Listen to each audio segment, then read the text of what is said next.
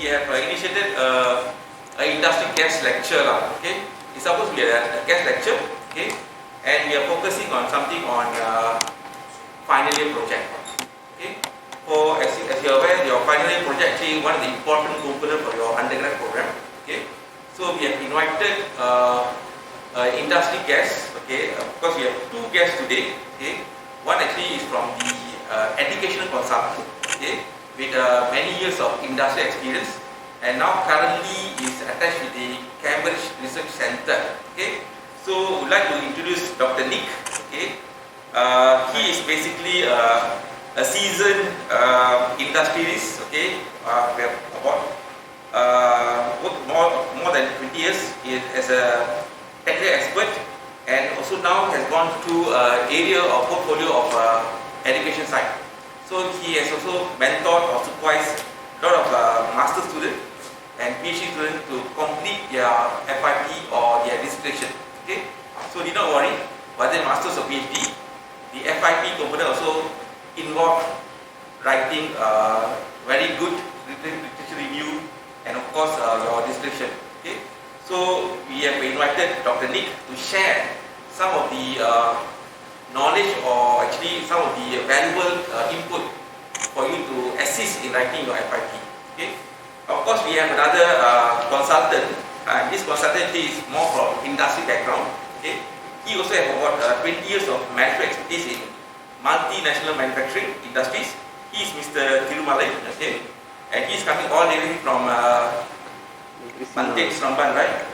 So he is coming here to share his expertise on industry part in terms of improvement approach. Okay, why he is here? Because basically when you finish your program, okay, so when you go for industry, okay, normally industry panel will actually talk to you on your FIP projects. Okay, because you have zero experience. So what else can the industry panel talk to you when you go for your first entry level interview? Okay, so you need to be sharing some of your heavyweight contribution in your FIP. Okay, so he can share a little bit of the insights. So without any delay, I pass over to the floor to Dr. Nick and Steve. Okay, guys. Thank you. And he has explained about me already. I don't think so I have to explain about myself. I have many years of working experience in the industry, and then I started working in 1980s, so about 43 years ago, like when I was like you, I started working. And at the time, they asked the same question, tell me about yourself. That was the thing. After 10 years, I went to another company, they asked the same question. The question was repeated many, many times in my life. So this is the reason why I want to talk to you about this. And I've interviewed a lot of people from Prasarana and many, many industry. And also we went to Vietnam. We've been interviewing all those MDs, the managing directors for some of those big companies and all those things. So we will have a different category of measuring them, what we are expecting from them and all those things. You all are very young, very energetic and all those things, and you're looking forward for your career. Wow, there's a lady here. Good morning. So she's a lady, never mind, we excuse her, you know. She comes late, it's alright. We don't punish her. Right? So in this topic, what we have said is final year project, and then we talk about lifelong learning, and we talk about career development now. Why we want to talk about final year project? That is the most crucial thing for you all. Once you get away from it, oof, I'm clear. You feel like you want to celebrate already. Yeah? I felt the same thing. When I completed my master's program in the UK, the final year, when I finally submitted my, what is that called? Thesis. My project report, and I felt like I'm relieved completely, you know, like I'm in heavens already. I started celebrating. So this is how most of the time this thing is haunting us all the time. Huh? So we want to clear that. We will show you how to do that step by step. Very professional look. It will look very professional. And when you go and communicate to somebody, you can communicate with facts and figures. Huh? It's many times the students, when you ask them something and they are just like not sure what to answer. They don't know where to start. And this is the major problem we are facing. And yesterday I was with NSSDC. We had meet up with a lot of companies and all those things. If you all are looking for engineer job, whatever engineer, please come and see me because there are a lot of vacancies available. QCell is looking for that, and Samsung is looking for people. And yesterday I talked to the HR manager. Omron is looking for people. I have all these things here. If you want, anybody wants to get employees, let me know. And also we will discuss about a few things, because this is very important for you. And then why we stress so much on the final year project, we will get to it slowly, you will understand that better. Alright, so this is me. I did my 2 masters in University of Portsmouth. Don't ask me why I did that. I should have continued with my PhD. And I was doing, everybody thinking this is crazy, to do that. And because I am from a manufacturing environment where I was studying in FIT a long time ago in the 1970s. And I finished my FIT and started working. After working, I wanted to upgrade myself. Those days don't have many universities and no opportunities. What I did is I continued my study, like another diploma I did, industry diploma and another diploma. Everybody was working, what are you doing? You're putting all the diplomas and all those things. And then what I did is I did an affiliated program that is for the industrial engineering, because my background is I'm working in a industry. So that was very helpful for me. So I was continuously learning. That's the reason why we want to talk about the continuous learning, right? And then I have 20 years in what is that called, semiconductor industry. I was working for National Semiconductors, then I was working for Texas Instruments. And you know our clients and from the NASA, from IBM, from Univac. There are a lot of big companies, the big boys. And they are like what you come late and you will get all the 4-letter work and the words, they don't care about it. And there's a guy called, I forgot, this Japanese guy, he's a customer, he will come and even 1 minute he will come and he will just, you want to bang us hard, every time they will say Japan is very good, Malaysia, something like that. So currently, I was working in Asia Pacific, that is, I was supporting the manufacturing industry in Indonesia, Singapore, Philippines, Vietnam, and Korea. And our headquarters for Asia Pacific was in Shanghai. So we only go for meetings and all those things in Shanghai. Okay, that's me. At least you know why I'm here. This is my credential. They got all kind of things, and I'm also part of MPC now. I'm working with them. I've been conducting a lot of trainings for the industry. Because the engineers, when they finish their degree and all those things, when they go to the industry, they still find it difficult to apply what they learn. It's nothing unusual, but the thing is, that's the issue we are facing. And today we're going to discuss a little bit about what are we doing, what is the thing we are going to do. We're going to make a roadmap, right? We want to be where we want to go. Most of the time the students don't have a roadmap. Many of them want to be engineers, that's it. Alright? Some become engineer sampai mati, they call it. That means when they retire, still they call engineer, no. How many of you want to be like this? Engineer sampai mati. Yes, I'm going for it. I'm an engineer until the day I'm dying, they still call me engineer. A good engineer, something like that. So, this is where many students remain in this thing without moving to the next step. They never climb the ladder in the corporate ladder and all those things. So that is why we want to know where the problem starts. Is it from the university itself, or after finishing the university they start these problems? So this is the reason why we wanted to show you about this. See, the final year project, normally we want to conduct a research, right? Why we want to conduct a research? Somebody already done the searching. It's already there, some of it. And then we want to go back and do some kind of study again. What do you think? Anybody got an answer? Why we want to learn about this? Research is something already people done. Only thing you go and redo one more time, that's all. It's already been done. It's existing in the nature. Yeah? We want to go and do again one more time. Why we want to do that is we want to see whether it is applicable, where it is applicable, and can everybody benefit from that. Something like that, right? That's the reason why we are doing. See, most of the military research is from the nature. They copy from the shark, they copy from the many animals, their teeth and things like that, and they copy from all those things, and then they start integrating it, and they do a lot of research and all those things. During my my masters, they were doing what is a bulletproof vest.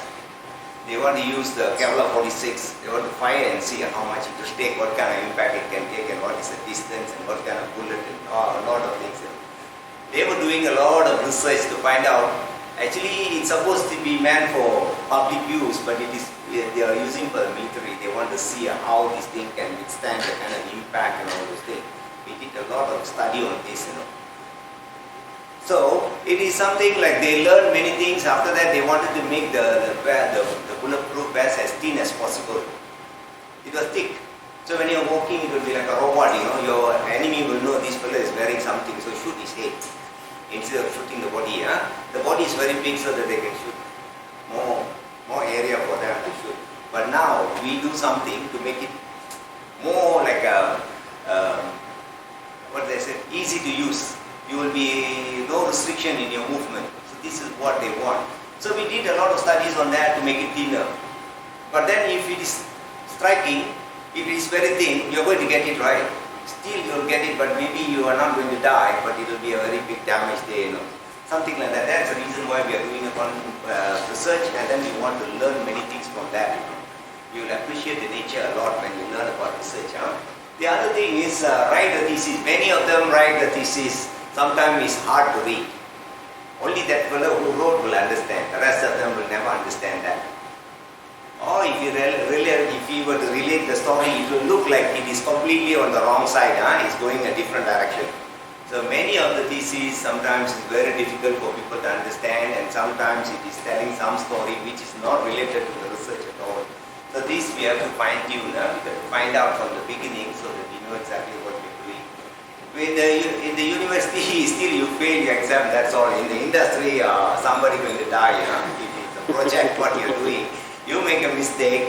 In the aeronautical engineering components you're supplying to them, and something goes wrong, somebody will be dead and gone.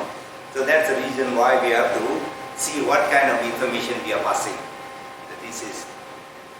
Graduate on time. How many of you want to drag on for another 2 years so that you don't have to worry about this? You want to finish it as fast as possible, right? Immediately you want to finish it. That's what our graduate on time. Not your friend already graduated, but then you say, never mind, 2 more years, I'll come and do my exam. No, we want to do it. And then you must get ready for your career. Right. So, when you are going for ready for career, there is something called interview. Right. You are a fresh graduate, you don't know anything about industry. Never been exposed to any industry. Maybe you have gone for some internship, right? Many of you have gone for some internship, but not really exposed to any industries. So now, if I were to ask you a question, technical question, can you answer? You might find it difficult to answer, right? I'll be putting a lot of pressure on you. So what normally they will ask is, from your side, you explain what you know, right? That's the reason why they always ask the question, tell me about yourself. So many of the students will be talking about themselves, their family, where they are from, all those things. Do you think it will add value? No. It doesn't add any value to the company. So this is where you got to focus on your final year project. You explain about the file. This is one more thing I want to explain. Many students, they're shy to explain because their project failed. They do something and then at the end of the project they fail, When come for interview, they are shy to talk about it. They will never reveal anything. When you ask them what happened to the project, they say, we did this and it didn't work. It failed. We cannot do it. We cannot complete it. Something like that. It's very negative. You don't say that. When you have failed, you explain to them where it failed, how it failed, what are the weaknesses you had, what is the strength, and who are the people contributing. Talk about all those things, They look at it, wow, this guy is a good manager, man. He knows what to do. He knows the failure. He knows how to mitigate the failure. You will learn how to mitigate. The most important thing is we want to minimize the failures, right? That's why we are in this.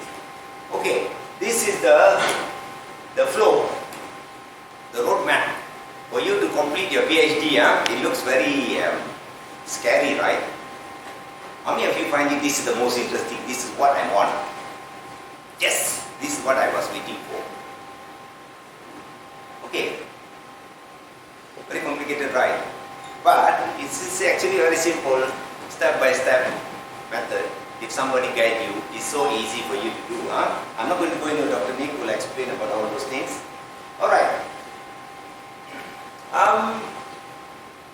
Final year projects. This is what you want. Your concerns. What is your concern? Your concern is finish it and then that's it, The day you submit your thesis, that's it. You are finished already. You are so excited. The life starts with like a new excitement inside there already. It's something like new things you're going to start. And you want to be outstanding student, right? How many of you want to be just average enough lah, cukup makan?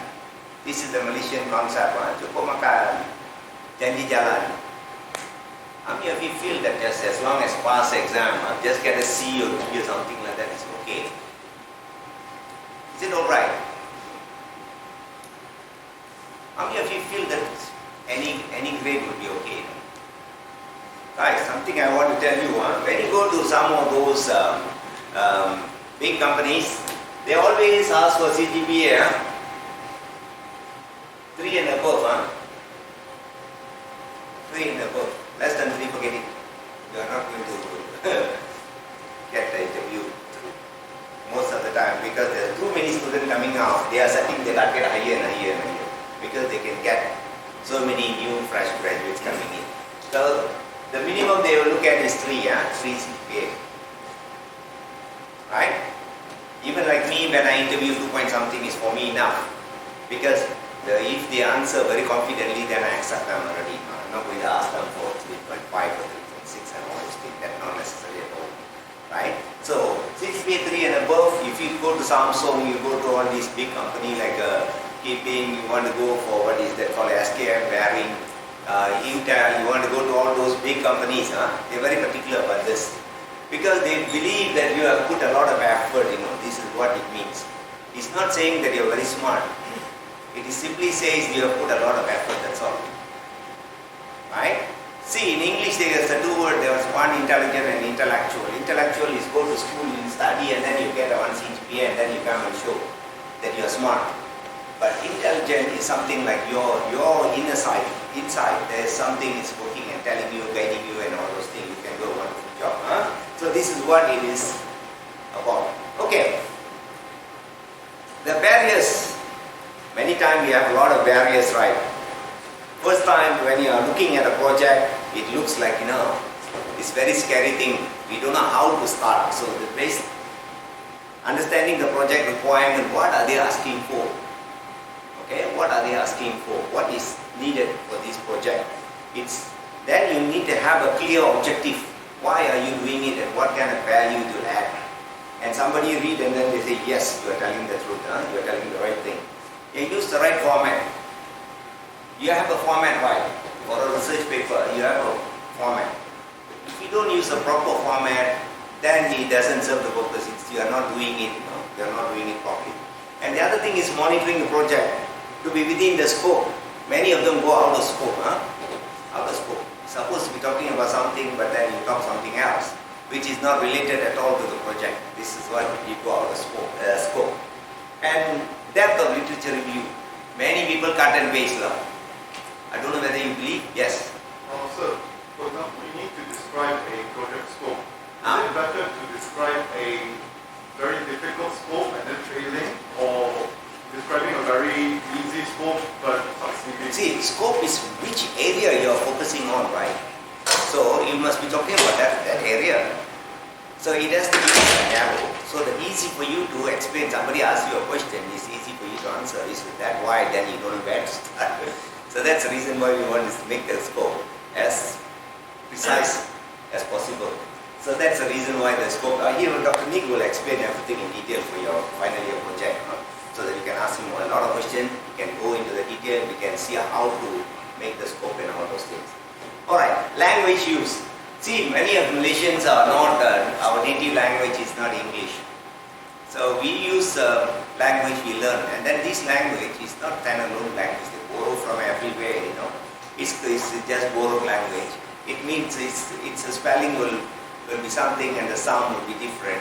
And then the meaning varies a lot, what kind of problem we will face in this language, how we can use the language.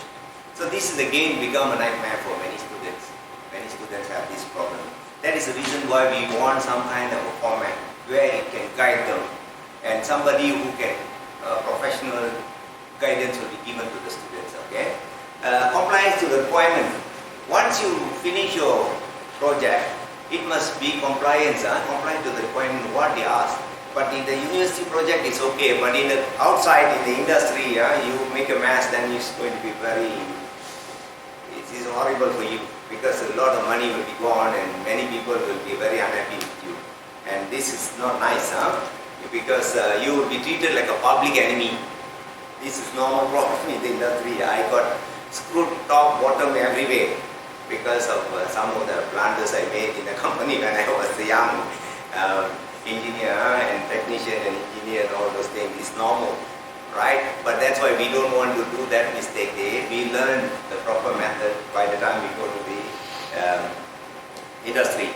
See, sometimes bad planning. Normally you all do a planning right. Guys, this is very important. When you are working in the industry, the planning part must be the most important thing, so that you don't make a blunder, because in the company there are customers waiting, and if you make a mistake, the customer will not be happy with you.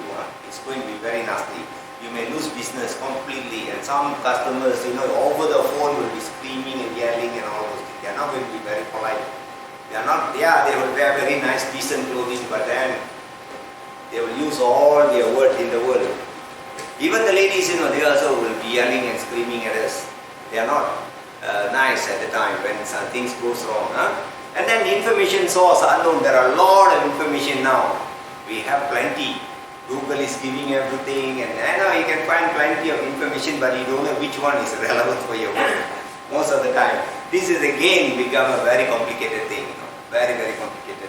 And difficult to structure the idea. Yeah, you have a lot of ideas, many ideas, but we don't know how you're going to structure it properly, so that it will look very like a story, like a storyline. Without, most of the time it doesn't tell a story. It has to be a storyline, right? See, when you are working in the companies, we will be involving in many, many projects. Most of those engineer degree holders, most of you will be involved in many projects. It can be a process improvement project, it can be a quality improvement project, it can be a design project, it can be anything. You will be involved in some kind of improvement projects. So here, your knowledge, whatever you learn in the university, you can directly apply. We will tell you what are the tools and techniques we will be using. When I went to Japan, and this JUSE, many of you would have heard about this JUSE. This is the Japanese Union for Scientists and Engineers. They encourage the engineers to come up with ideas. That's why when we are doing, because I'm not going to make you feel bored, I will give you something. When you're working in the industry, they will be looking at a few things now. KPI, they call key performance indicators. Quality, cost, delivery, this is volume, safety, they have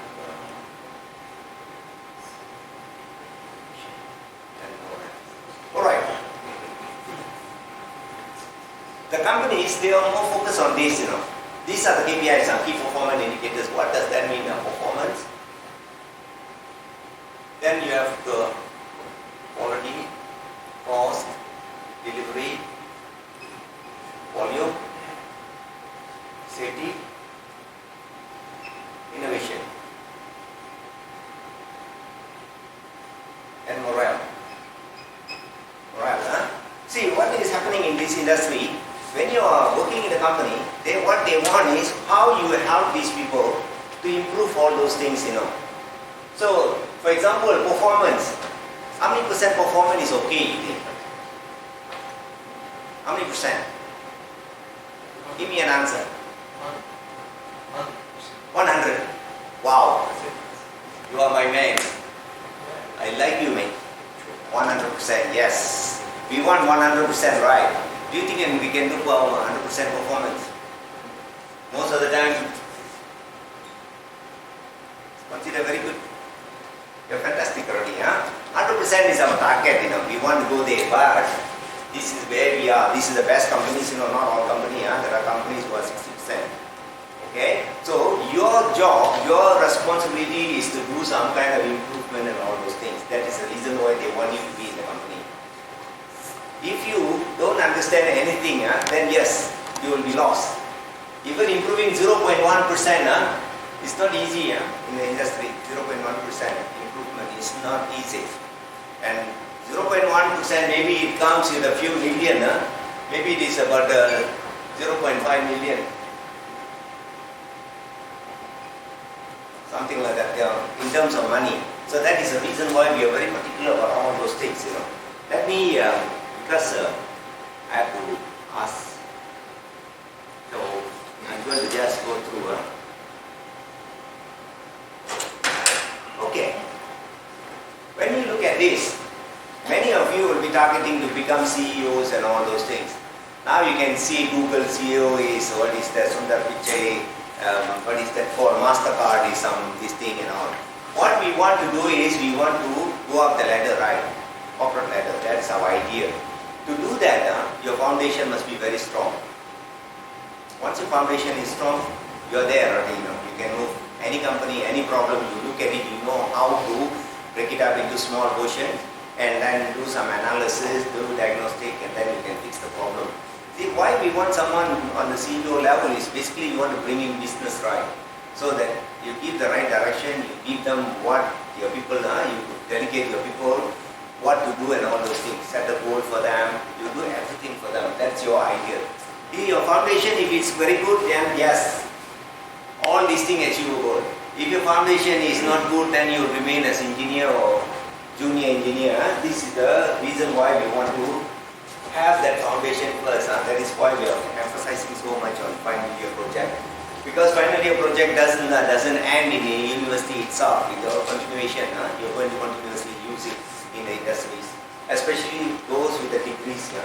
When it comes to the quality, what do you think the best quality we can go for? 85. Okay, 85% quality. Say if you are making Mercedes car, and then after you make 100 car, then finally you found out 85 good luck, 15 got to throw away, never mind, scrap. Okay, right. After all, what is this? Can we give a defect car to the customer? Cannot. Because we got prestige, right? People talk about the name, the minute you say the name, they know what it is. You don't have to go in tell them how good is the car. Just mention the name, they know. But now we are having 15% they throw scrap every time. So not a good idea. So we got to see. That's why we talk about Six Sigma. We talk about Six Sigma quality, that is 99.997%. So that means you have a 4 ppm, 3.4 ppm part per million. But it is not easy to achieve. It is not easy to achieve, and we have to put a lot of effort to understand this and how we can fix this problem. Is similarly, like for example, 85% or 85% quality. You go to hospital, the doctor say, my patient, 85 people survive, 15% die. So you want to go for your surgery. Decide, I give you one day, tomorrow you come and tell me. So this is where we have to look at it, what kind of, how serious this is. And come to the cost. They always push the engineer to save cost, This is the cruel thing the industry do. All of you will be going through this. It's very stressful. Everybody want to work on this cost reduction. They want the cost to be reduced, and then they say, okay, what every year annual meeting, they will be asking, your department, what have you done? Your department, what have you done? We are supposed to be improving our cost, right? Anything? Which school you are from? You don't know, No. They will ask you this kind of question. Where you go, which school? this school never teach you anything, huh? Or you are like, when they teach you, just close your eyes, right? They will insult you as much as possible. You are an engineer, no? And in the meeting, they will just, because the number is not mad, they get mad with you. They will be very unhappy, and then they will start scolding you, and they will tell you all kind of things. You are not performing, this, that, everything. They will start talking. And this becomes a very difficult thing for you. It's very stressful, right? This is customer. Say you are customer. This must be how many percent? Okay, I give you an example. You want it to be 100% right, 100% everything. You order something, for example, you are working in a company, they bring it 2 days earlier. Is it very good? Say you are working for a company, say for example, you are working for Texas Instruments, you order some parts or your raw materials, they bring it in 2 days earlier. Is it alright? Feel free to answer, it's okay, don't worry. This is a discussion session. Just feel free. After that, you will be going into the detailed things. Before that, we just get this thing. Just, what do you think? 2 days earlier. Good service. Yes, it is very good service. What about you? Do you have a storage? It's not one small part, they come, they can put it in the pocket. They will bring one whole truck full. You are not going to order, you go 5 tons, and then where you want to put it? So this is where we want to talk about delivery just in time. You will be learning when you go to industry, you will face this. They will torture you for this because everything must be on time, on time, on time. The Japanese are very particular. When I went to Toyota production system, they are very particular about this. They are very systematic and they are very well organized. Okay, this is the volume, is the number of units built every day. Again, we want 100%, but it is not easy because of the machine performance, people and process, and a lot of things will come in. And that's why we have problem with this. Safety, how many percent can we go? 80? Huh? 100. But do you think we can get 100? So what is the best number we can go for? 99. Okay, 99%. So you have 100 people, end of the year you calculate and then say, hey, one for the die, no mind. You put up now, we cut cake and celebrate our target and so we celebrate what is it? Why you worry, one for the die? Next year we interview. Last year the full die, you are replacing me.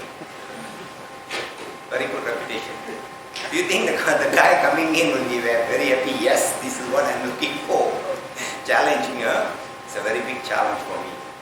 What do you think? It's not easy. Again, the engineer will be responsible for this. Responsible for this. One fellow die, you are going to be almost days already. They will kill you. They'll ask you all kind of questions. Report this. That fellow wants to see the safety people. They'll make a big issue. I went to one company in Penang. This is a metal company. And one of the guys put his leg because the machine was running, he wanted to clean. His leg was sucked inside and crushed, until to the hip. And he died on the spot. So whose problem is that? That is a technician. The responsible is the engineer. So the engineer will get into trouble. Did you give SOP saying that the machine must stop before you clean the machine? Where is this thing? Where is the document? They will kill you for that. Here, the biggest challenge comes here, the innovation. What they expect, when you have a degree, when you come to the industry, they want you to be creative. Creative, you're going to do something for the company. Innovation. Some kind of new idea. You have a lot of idea how you can translate it into some kind of values. So here, the Malaysian students, I don't know why, this is something lacking, completely. You cannot run away from this, In the Japanese company, they call it a Kaizen, Kaizen. Continuous improvement. And when you go to American company, they call it a continuous improvement. But in the Japanese company now, this term is being used widely. Everybody using it because they want to do some kind of improvement continuously. So even some company they call the what they call the PIP. performance improvement manager. Your job is to come up with ideas how to improve existing problems and all those things, how you're going to minimize it. So this is what some companies are practicing this. Now most companies are looking for this because of Industry 4.0. Most of you would have heard about Industry 4.0, right? Yesterday I was talking to Samsung. Samsung is not going to make batteries for the phone alone, they're going to make batteries for cars. They're going to start 2023, will be full-fledged, they're going to run, now they're setting up. They're looking for engineers and all those things. They gave me all kind of, asked me to look for the engineers, process, maintenance and all those things. If you all are interested, you can contact me, I can find job for you. Okay? There are some of the big companies, they will hire you. This is the missing link here, the innovation. Whatever we have learned in the school, we know many things, but I don't know why we cannot translate it into a real world products and service and all those things.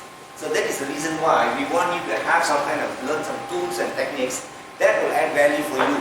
So that once you look at a problem, yeah, I know I can do something, right? Simple as that. This is why we are more emphasizing on the tools and techniques. Like what is the asteroid is talking about, we already created all the tools. These tools will be useful for you, right?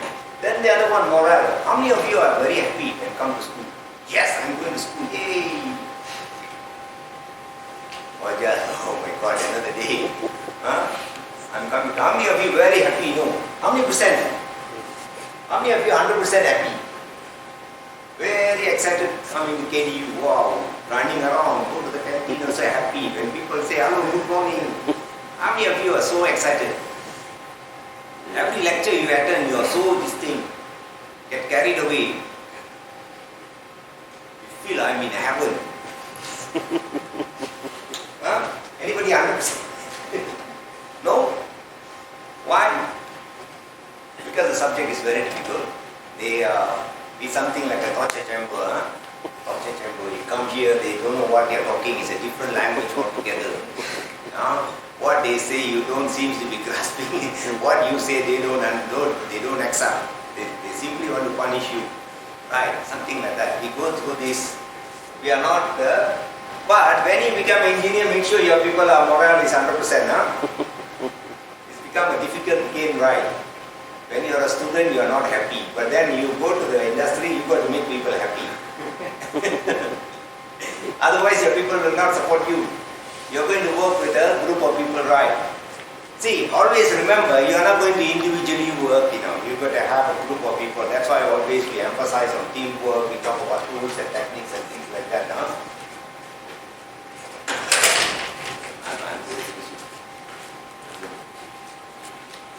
Okay, I want to talk something about what the unemployment this thing. We had some kind of miscommunication or something like that. What the Malaysian industries find, like companies feel more practical training should be provided to graduates.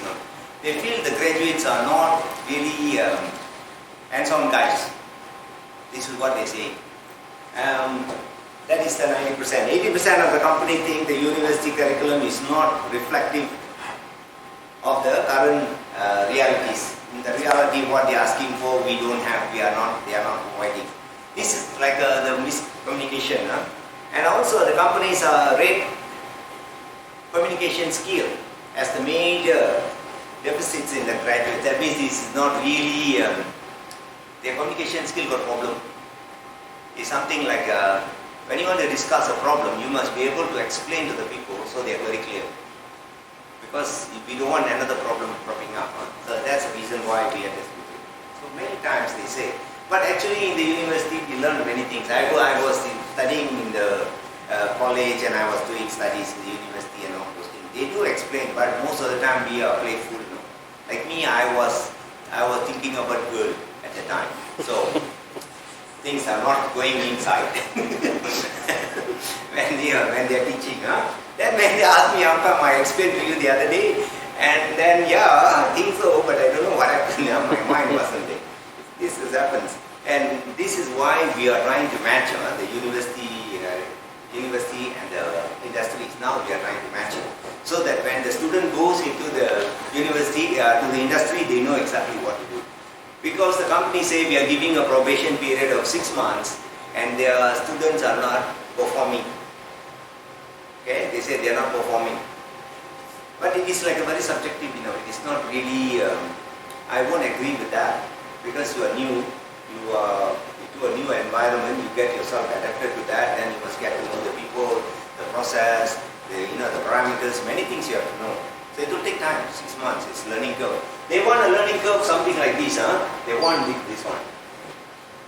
Actually, it's supposed to be that way, but everybody want an exponential learning curve, So this is the problem with the industry, because they are talking about customer satisfaction.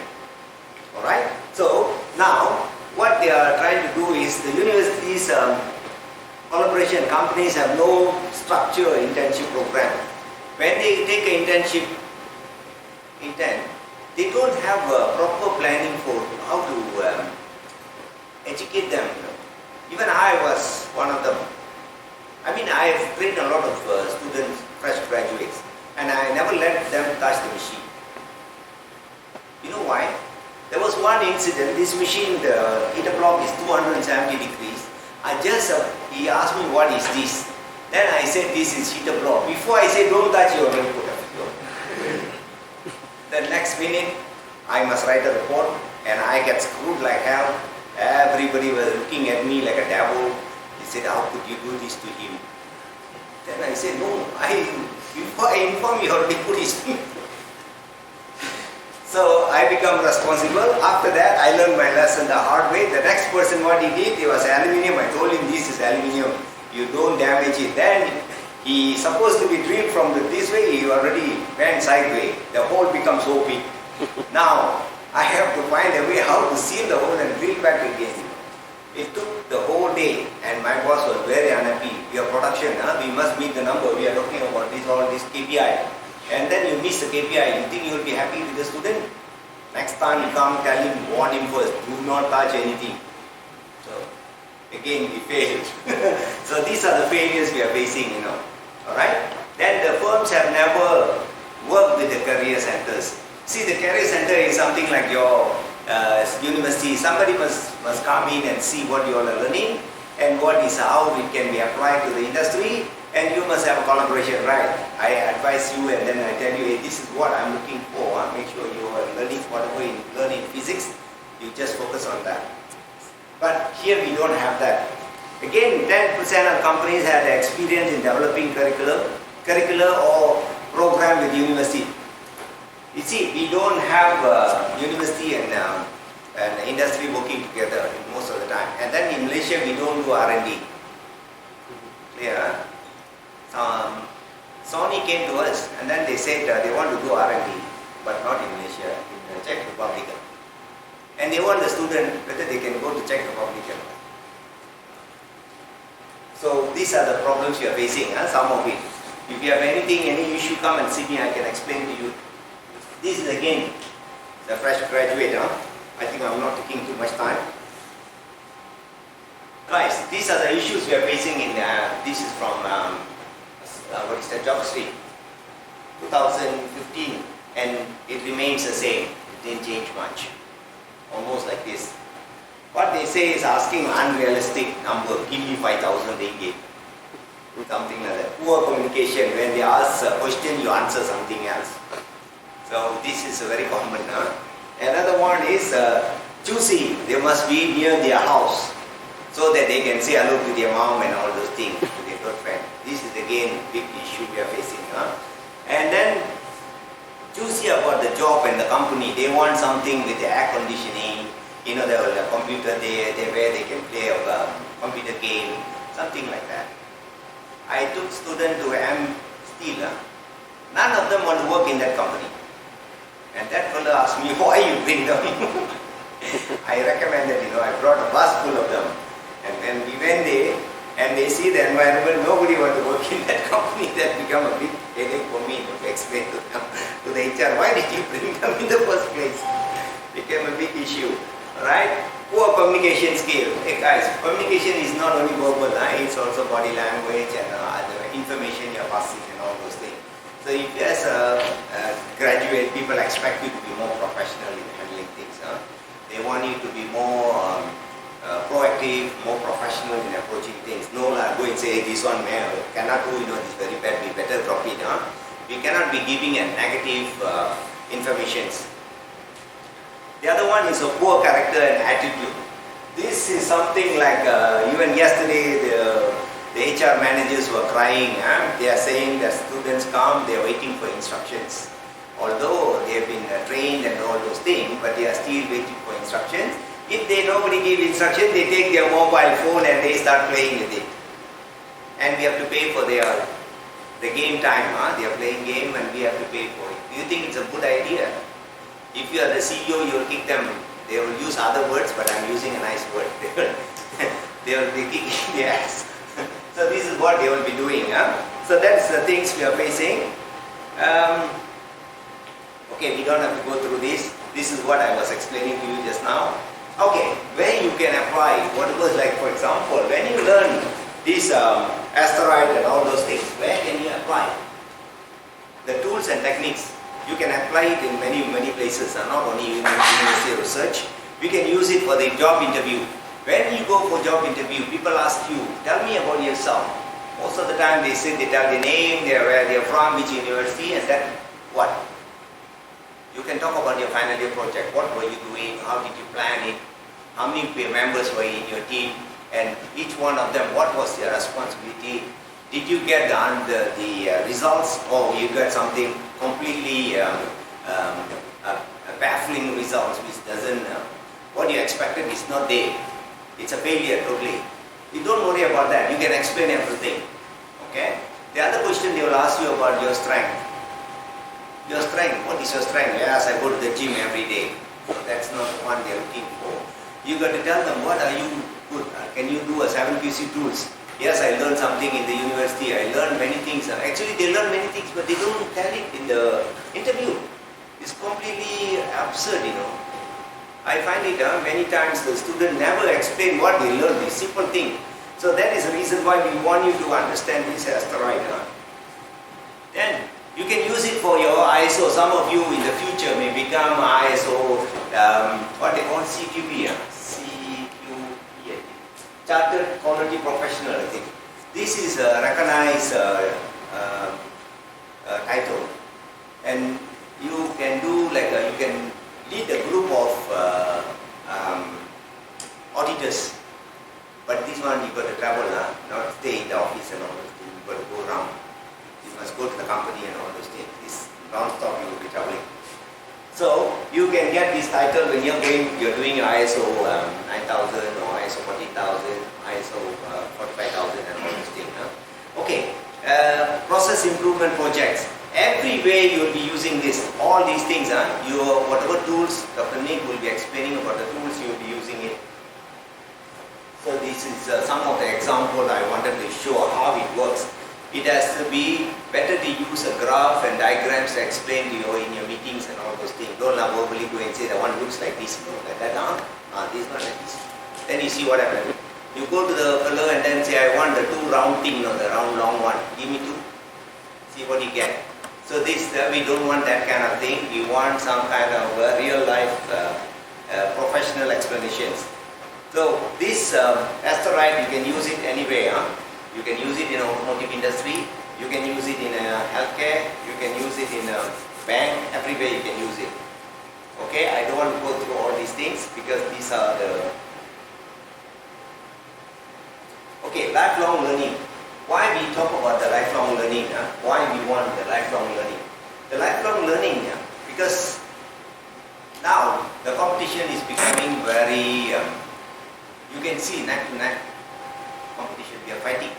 Every company, if you don't do anything, when you look at the mobile phone, in the 1980s, 90s, Nokia was the best phone in the world. Everybody knows about it. Where is Nokia now? Unknown. We don't know where it is. Motorola, they were military contractors for American military. One of the best communication system they developed. Disappeared. Siemens, one of the best German technology from Europe. Disappeared. So many of them disappeared. Huh? Now, Oppo, Xiaomi, and what is that? All these brands. Something like 10 years ago they were not there, and now they're becoming very popular. So if you make a mistake, and that's it, you will be wiped out from the business world. Huh? You know more in that. Now, you have heard about Elon Musk, right? Tesla.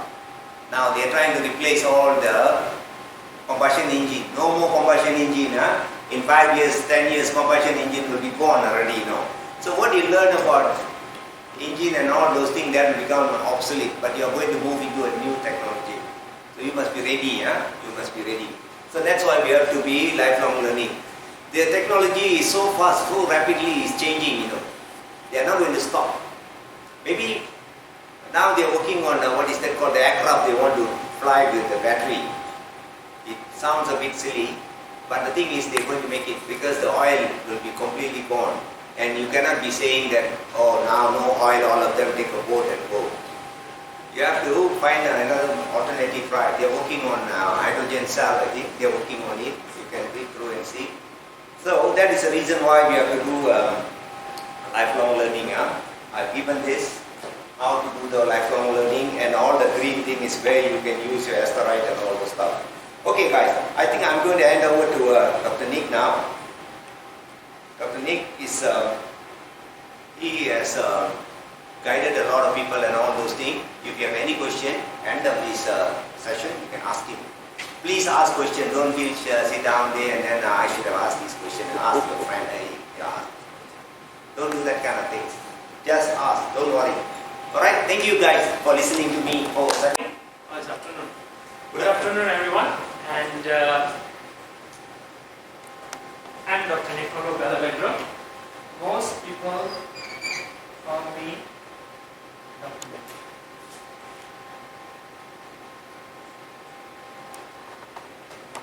To know more about me, of course, you can very easily type that name into Google and you will get my whole history.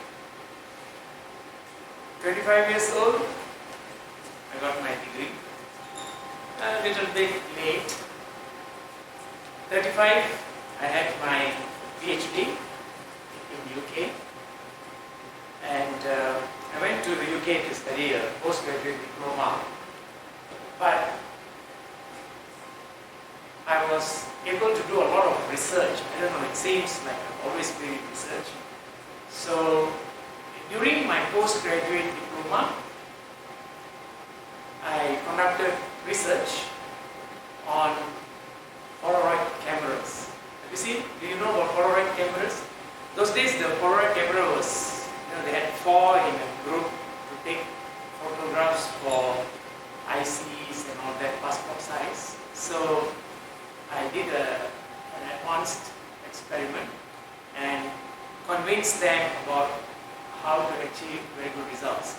For which, in 1992, I got the IIW, International Institute of Welding Award, which is given to only one person in the UK.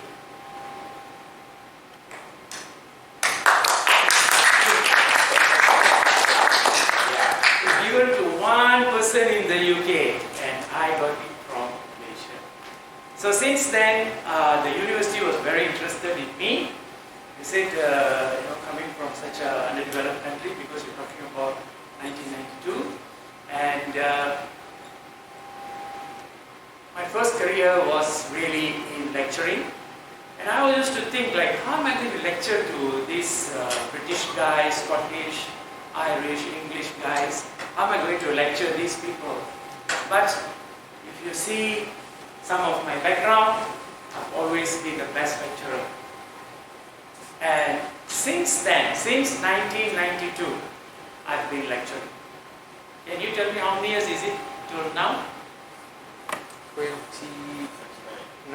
30, almost 30 years. Yeah, and this year is 30 years. So in 30 years, most of the time I was teaching undergraduates. 70-80% is undergraduates. 20% is masters, 10% may be PhDs. So can you imagine how many students like you I would have thought, I would have interacted? Okay, so you're talking about, let's say, 150 students per semester. So how many students will that be in 30 years? 2 semesters a year. Do the calculation. Okay, so you can see the number of students that I have gone through in Malaysia. I came back to Malaysia in the year 2000, and since then I was with University of Malaya. I've been with University of Tunku. Heard about it? You should know, huh? I've been with Wawasan Open University, many other universities, and most of the time I was lecturing to undergraduates like yourselves, and I supervised a lot of students with final year projects, which is part of our duties. So that is me. Okay, that's me. You can see the number of publications I have, the number of PhD theses. I don't put here undergrad, you know. Why? Too many FYPs, so I just decided not to put that. Okay, so this is the kind of work that I have been done, and why I think I can lead you through your final year project. You think I can do that? Yes, no? Yes. Hey, you got to respond, man. Yes. Very good, very good. Okay, are you feeling sleepy or something like that? Let's have a quick stretch. 1, go. 1, 2, 3, 4, 5. Okay, feeling better. Alright, you can also see that that's my book, Quality by Design. Around year 2000, I went to USN and I saw a whole rack full of this book. Okay, so this is Quality by Design, and also 1992 I won the UK award for best research. Okay. This is the one that says I'm an excellent teacher. You can see that this award was given by University of Tunku, and I got something like a CGPA. The CGPA is based on 4, right? CGPA is based on 4, but this one is based on 5, and I got 4.55. Is that good? Yes. Okay, best teacher, and I got this every year. Every year, top teacher. You're a top student, right? You're a top teacher also. So every year I got it, but I just put only 1. Alright. Now, of course, you all have to complete your final year project, FYP, which is the 3 credit subject. Yeah, 3 credit subject.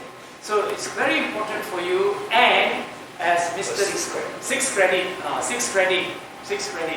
and as Mr. Thiru explained, for fresh graduates, the FYP is your real certificate to get into employment. So I want to focus on how you can write your FYP in a systematic and structured way. Does that sound good to you? Yes. Yeah? Okay. Yeah, good to interact. Okay, now let me ask you, how many of you have been on schedule with your FYP? On schedule. You have been on schedule with your FYP. You have done your proposal. Yes. Waiting for your next step. Going to present. Okay, very good. Now, for those of you who haven't, and for those of you who have, let me tell you one thing. No matter how good you are, can you complete it for me? No matter how good you are, you can always be better. What is the greatest room in the world? Room for? Very good. Okay,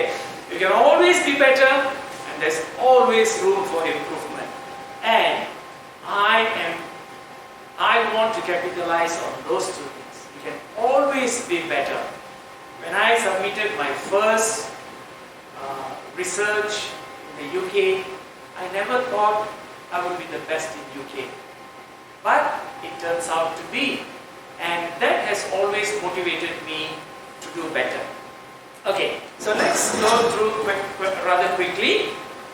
What I want to cover is your introduction, your literature review, design and methodology, results and discussion, of course conclusion, and all the rest of the summary. Now I would like to say that we want to propose the software called Esterite. Has anyone heard about Esterite? Have you by any chance come through the meaning of the word Ester? Ester, Advanced Science, Technology, Experimental Research. Okay? So you can see that Esterite is highly specific, highly customized for research, and we should always write it. So document it. Yeah? So that's what is called Esterite. And you can see from the slide here, Esterite is used by Cambridge University. What is the ranking of Cambridge University in the world? Sorry? Second place. In the UK? 1. Correct. Well done. So you are aspiring to in that direction, are you? No. With Esterite, we will give you a path to go there. Now look at this. The morning I lectured there, or last week I conducted lectures for my students in Cambridge. Today I'm here. Doesn't that make you feel you're talking to someone from Cambridge? Yeah. Shouldn't that make you feel that Cambridge University is something you can touch? Let me assure you, you can.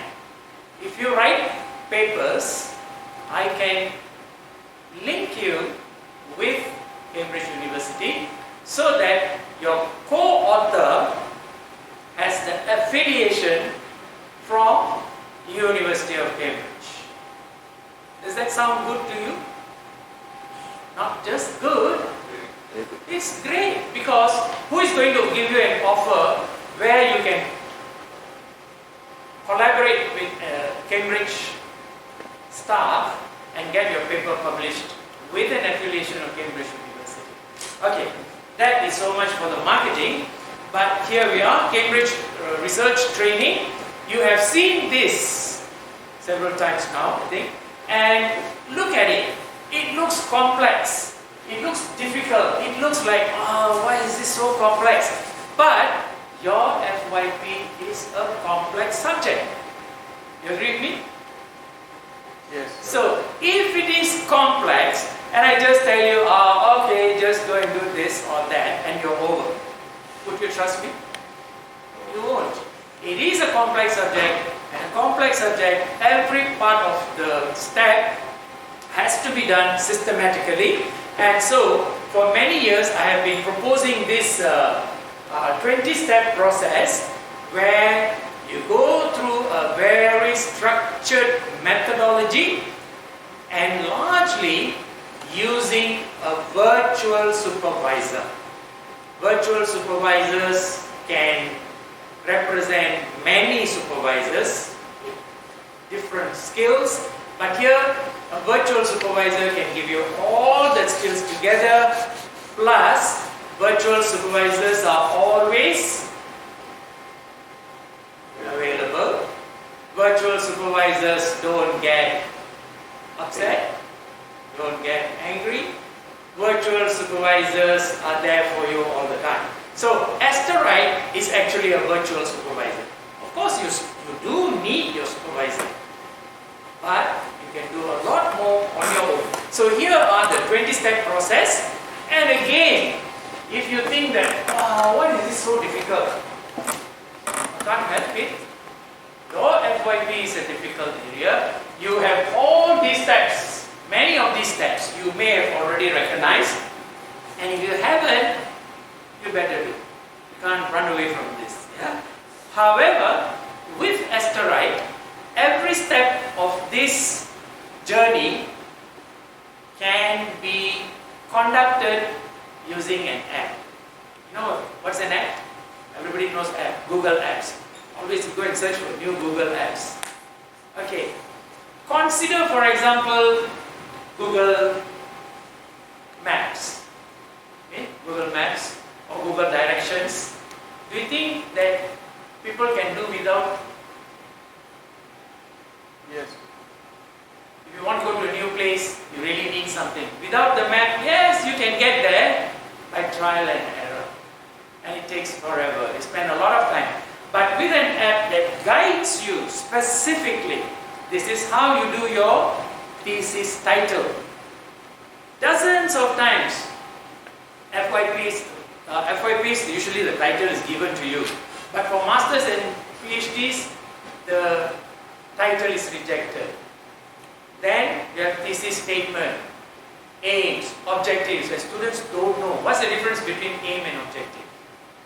Okay, we're not going to conduct that lecture here today, but with Asterite, as you can see, you can go through each of the apps, which I'll show you in a minute. Keep track of my time, and you can synthesize part by part, step by step, until you get your thesis. So, for instance, here, this is an applet in Asterite, which helps you to determine statement, aims, objectives, etc. This one, the title is just following the 5 list I gave you just now. So, it helps you to conduct your literature review. How do you conduct your literature review now? Huh? Google. Simply search something. Google And Scholar. spend a lot of time. You know, Google, information overload. Sometimes you type something and a lot of unrelated things can come up. Because simply the word, Google looks for every word. So it throws out a lot of things, and you search for, let's say, artificial intelligence. You come out there 6 million, 60 million, 6 million hits. Are you going to go through one by one? You can't. You need Asterite to help you with a better method of search, specifically that gives you the results that you're looking for. So from 5 million records, it gives you only 5. So the 5 you can look through and see, is it what I want? So you can look for the documents, and then we have a very systematic way of conducting the literature review by building a mind map. Students simply don't know, what should I write? How should I write? What is the structure? No structure. But with Asterite, you can draw out a mind map, and the mind map is already listing out your project. Okay, we'll go through this very quickly because I will show you the live session. And then it helps you to write reviews. Now, when you write reviews, you say the cut and paste. You just simply take the document, cut, paste. Send for submission, rejected. 80% plagiarism. What are you going to do? Spend another semester correcting it? You've got to get an extension, and then you work on it. That seems to be normal. But with Asterite, there are very special features which allows you to take the contents and paraphrase it. So when you paraphrase it, it also checks for your language, it checks for grammar, and so on. Not only that, can I ask this gentleman here? Yes. What is your native language? Shona. Your name? Tatenda. Huh? My name is Tatenda. Tena. Tatenda. Tatena. What's your Da. native language? Shona. Shona. Shona. That's a Yeah. language. Yes. Oh, learning something today. I'm from Zimbabwe. You come from? Zimbabwe. Oh, Zimbabwe. Yeah, I got a lot of students from Ghana Okay. and Nigeria. A lot of students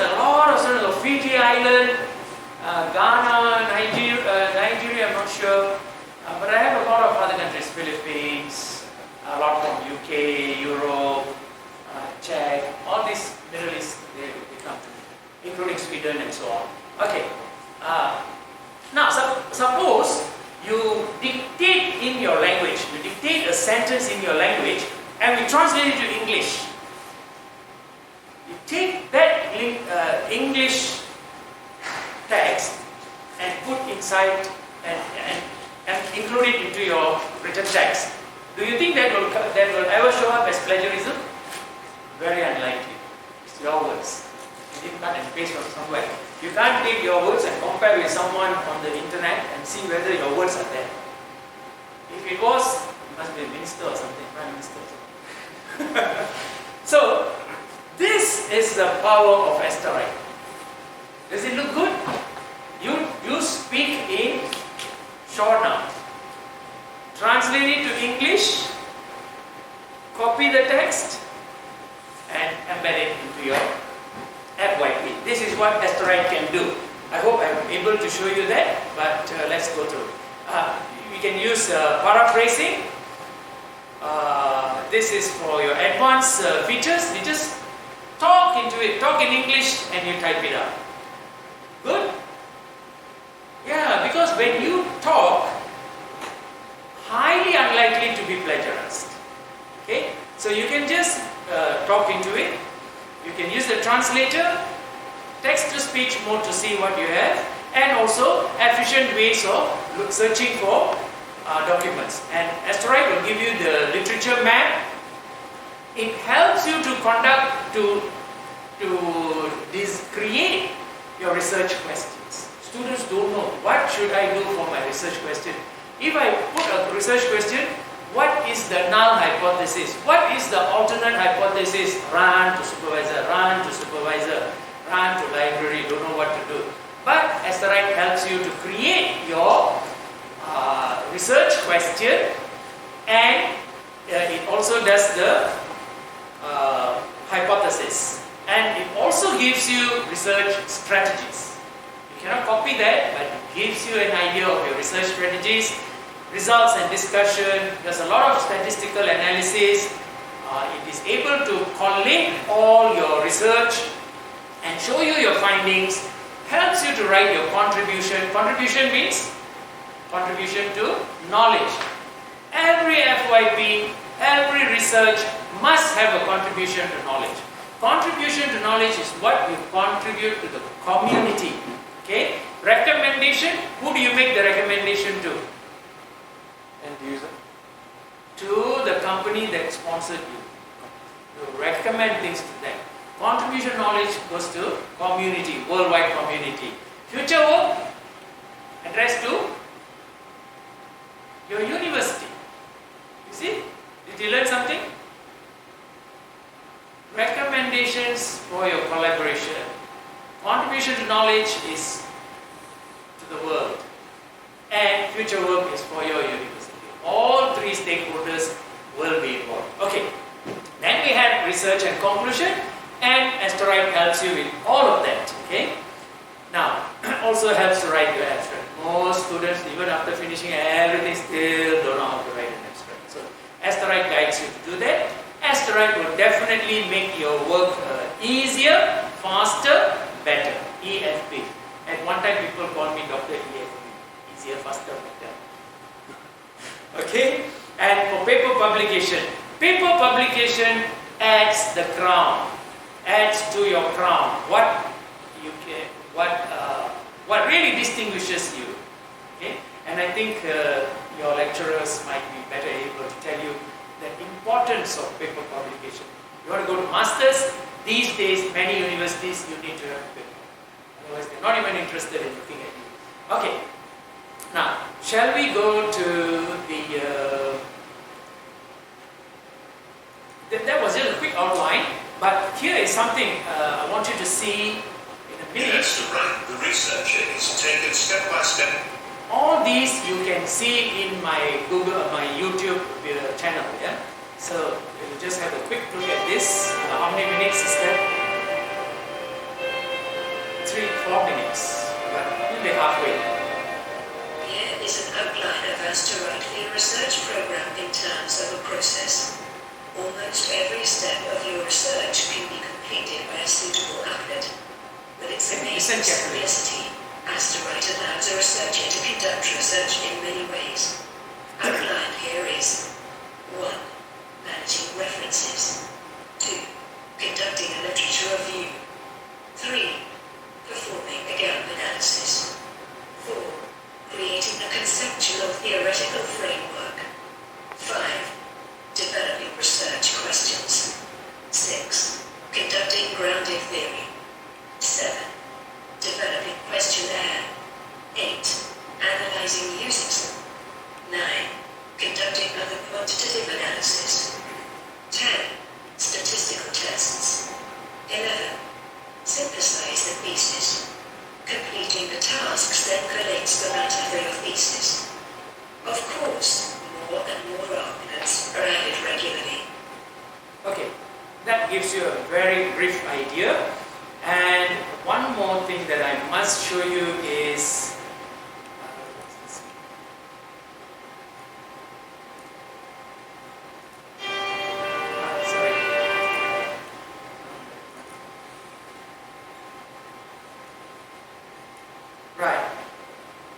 just to show you how we are partners with Cambridge. You can have a quick look at this again. I will go through this maybe 1 minute.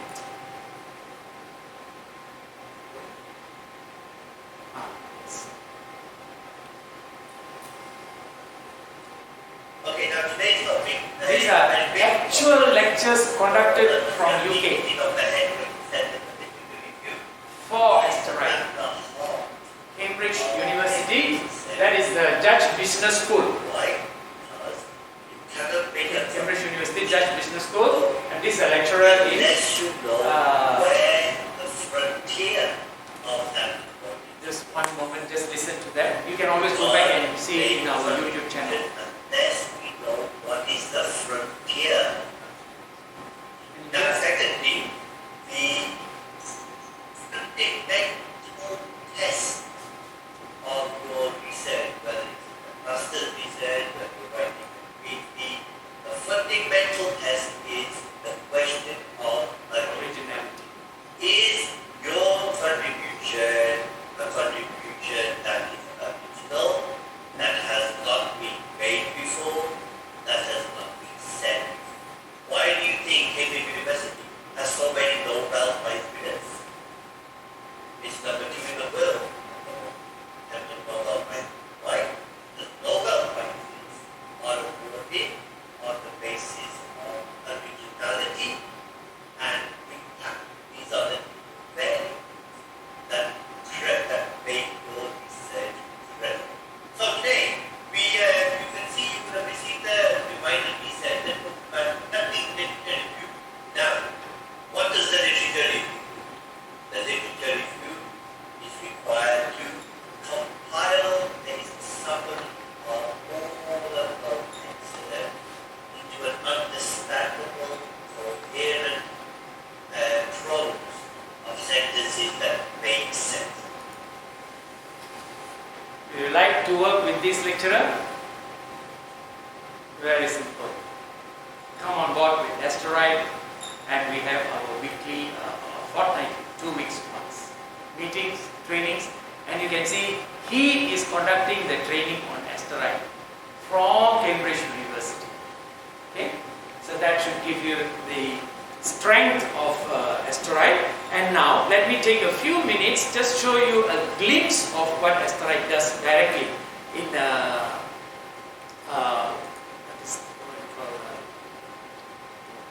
dynamically. I'm going to re-log in.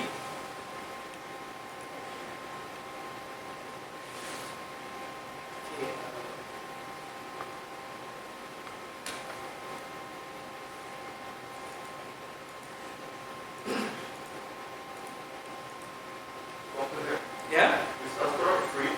Sorry? Is Asterite free? No. Is We'll discuss that. We'll discuss that in a short while.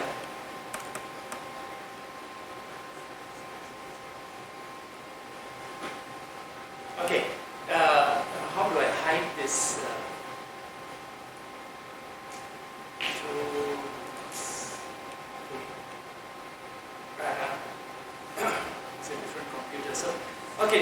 is the home page, and you can see here as what Mr. Thiru talked to you about, all the many types of projects, many types of applications for industry. It doesn't matter whether it is automotive, whether it's a healthcare, whether it's banking, whether it's colleges, doesn't matter. You can see that we have a lot of projects here, but I want to show you number 16, thesis writing. Okay, so here is the thesis writing. Can you see all right? Well, even if you can't see the details, you really got to get the feel of what Asterite does for you. The rest you can always go and try it out, or we can give you access to try it out. Okay, now here we start with the candidate information. Who are you, what are you doing, and so on. Because a lot of the candidate information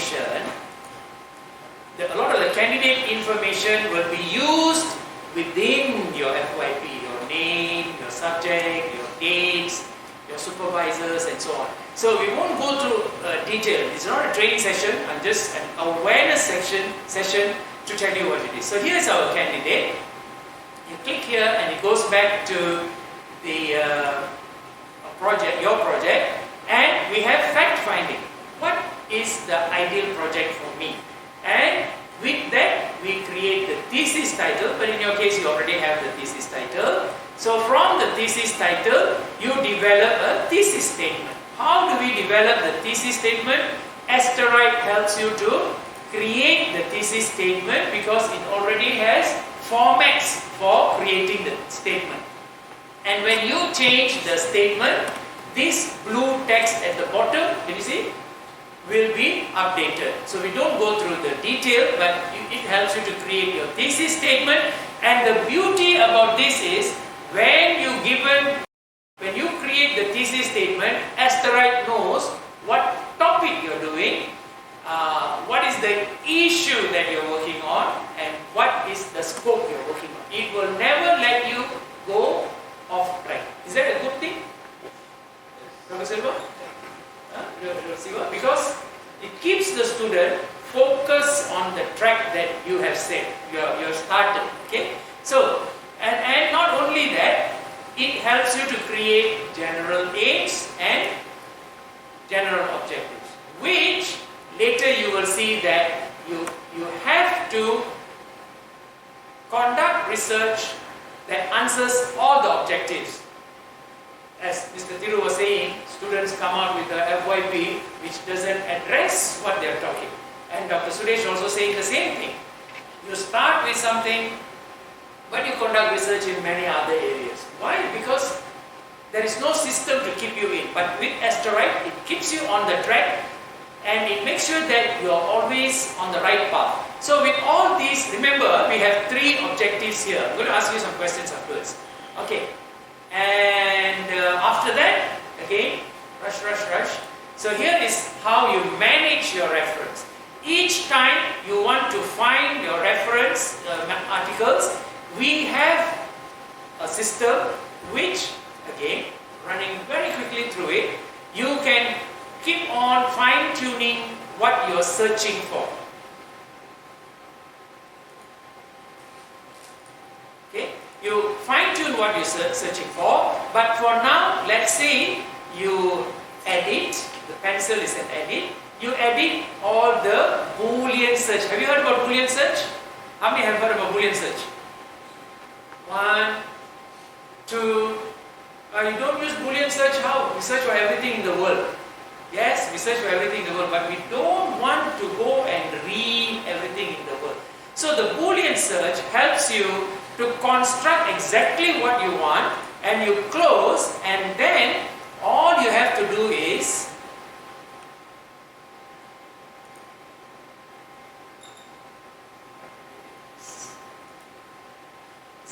off screen due to the resolution. Okay, let's look at this.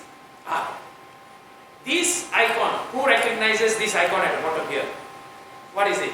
Google Scholar. Google Scholar. What is the one on the right? Microsoft equivalent? OneNote. Huh? OneNote. No. No. those are not related to this. Publishing. Windows Academic. Hey, you guys Never used it. need to brush up. Got good evidence. Google Scholar and Microsoft Academic. Academic. Okay, but now let me just say click on Google Scholar. Everything is set up for you. It searches exactly microfinance for women or empowering women, and the thing got to be in text, poverty alleviation and so on. Details not relevant. But can you see it comes with only 45. If you did not use this, at any of the earlier stages, if again I've already preset it, now I just go and search, and you okay, this is still got 51, which already fine tune it. So let's look at something here. This on something else, something to do with the COVID. So you can see that it helps you to have a systematic way from millions of results as you keep cutting down. And you don't have to remember it. Half the time you find one article today. Next week you come back saying, the day I saw one article, a very nice article, where is it? Search, cannot find. You get everything else except that. Have you experienced that? Yes. Yeah, sounds familiar. Okay, now, so this is for you to find the search string. If you want to find directly,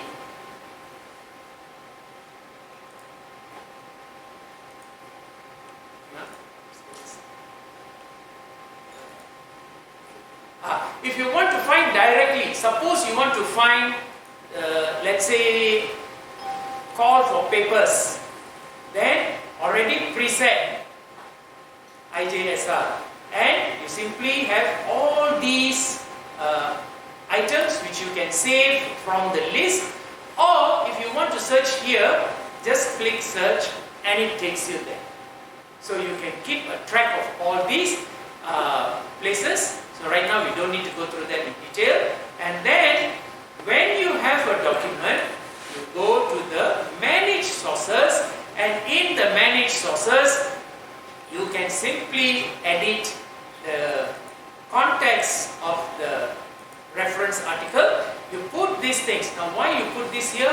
Because let's say for your submission purpose, if they say that you have to follow your IEEE format, you simply choose the IEEE format and it is all formatted to IEEE. Suppose you want to publish your paper to Scopus or Web of Science and they have a different format, you simply choose APA or AHA and it will automatically format to that one, and you can see here these are your references. And while you're in the reference, you can upload your documents here. Uploaded documents come with an icon. Those that don't have, do not have this icon. Now, why is this important? Okay, let's go back to our project. And you might be thinking like, oh, okay, so what about this reference? I also got my list of references I put in my drive here. Fine. But let's look at literature review now. Go to literature review, and again, without going into too much of a detailed training, you create the outline of your research in the mind map. Everything is online. No installation required. It takes a moment, it's downloading, especially that we have a slow connection, and you can see how beautifully, as you conduct your research, it is also at the same time organizing the way your literature review should be. Isn't that great? You say, are you thinking that, oh, how do I put this? Where does this one come in? Oh, well, this is stuck here. Where should I put this? Not only that, you can click on any of these and you can do gap analysis. But let me go through to the excerpts collection.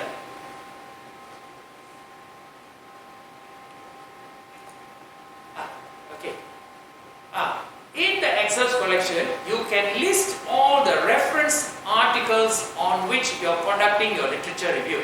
And Again, you might say, well, what's so great about that? But let's look. When you click on this icon, and you find, as you read through the article, you find that, this is very interesting, I must make a note of this. So where do you make a note of it? Excel. Copy to Excel. Bookmark. Okay, you bookmark it. Okay, you can bookmark it right in the PDF file. The PDF file itself is just hanging in one of your folders. Well, that's what makes your life so difficult.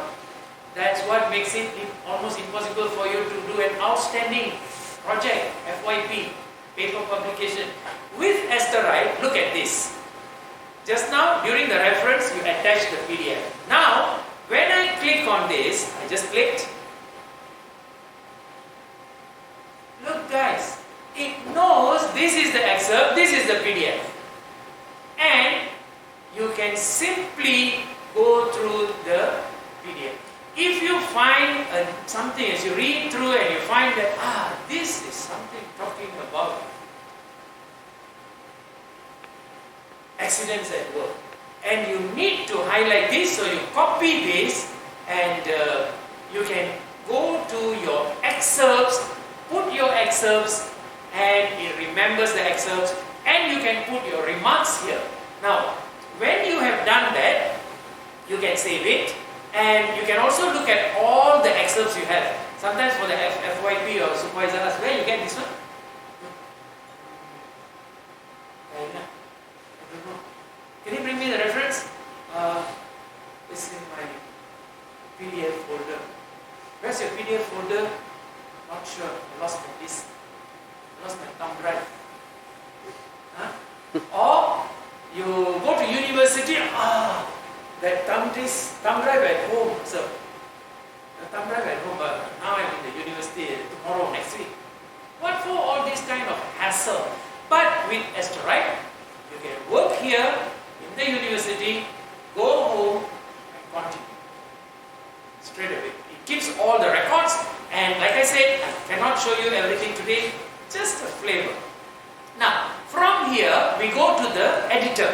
Now, you can see that the editor automatically follows the outline in the mind map, because as you are building your research, you are following this mind map. So the mind map, it automatically downloads the structure from the mind map, and you can look in the details. For example, statistical techniques. So let's look at statistical techniques. And I know, what should I write about statistical techniques? Now let me ask you guys, if you want to find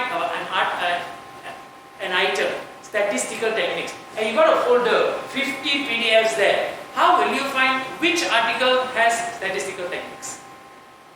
Who is the brightest? Tell me.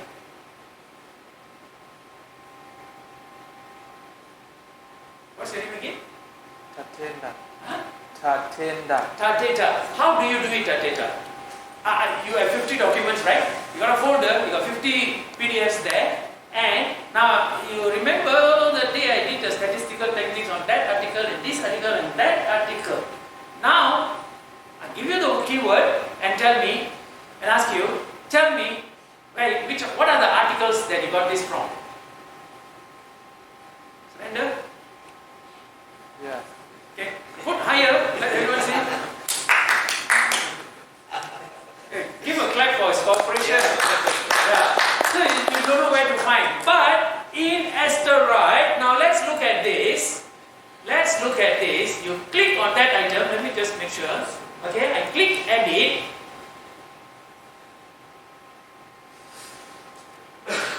Show excerpts. Look, it says there was one excerpt from Lancaster and Simoni, one from Koenig and Weber, and another one from Lancaster and Simoni. Isn't that great? That means you got a keyword, it goes through all your excerpts and says these are all. And now for you to write your review, how do you write your review without this? You say, read that one again, read this one again, read that one again, come back here, forever you are dancing. Okay, between all these things.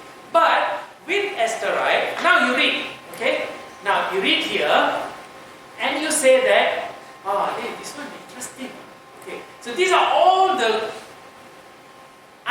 keywords related to statistical techniques that you have. Now what can you do with this? So let's say I copy these two. Okay, I copy these two and okay, is it Control C here? Yes. There's apple. Yes. I'm using orange. It's Control C. It's still Control C. Okay, I did Control C, and let me go here. This is my Google thing, and I go to Quillbot. Just set it up. Okay. Of course, it keeps saying log in and get your premium version. But let me just put it here. Right? Control V. But it doesn't seem to. It didn't copy. Where was that? Here. Try it. Copy. Paraphrase. Paste. Oh. Okay. Now, guys, watch this. Watch the magic. Are you in a hurry? You want to see more? Yes. Want to see more, right? Okay. Now I just copied from you just saw it. Guys, you must understand today I'm only giving you a tip of the iceberg. Just get a flavor and we can come back to this. Now once you came here, remember on the left, just now when I copied, on the left is the excerpt direct, on the right is my comments. Now I blend these two together and paraphrase it. Okay, of course the paraphrase feature is from Quillbot, but we paraphrase it here, and there are a lot of other features in the paraphrase. You can summarize and so on. But let's just look at the paraphrase. It may look a bit late, like it takes a lot of time, but if you don't use this, it takes even longer. So let's wait. Oh, it's coming.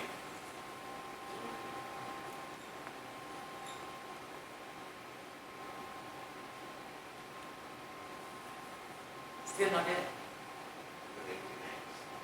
Okay, let's just give it a minute. It saves you a lot of time later on. Okay.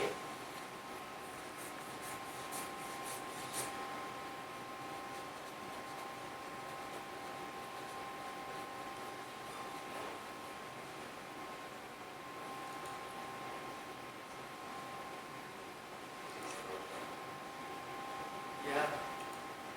Okay, let's just waiting for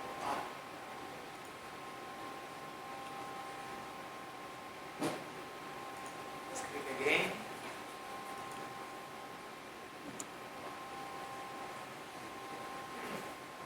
Okay, it's not coming out.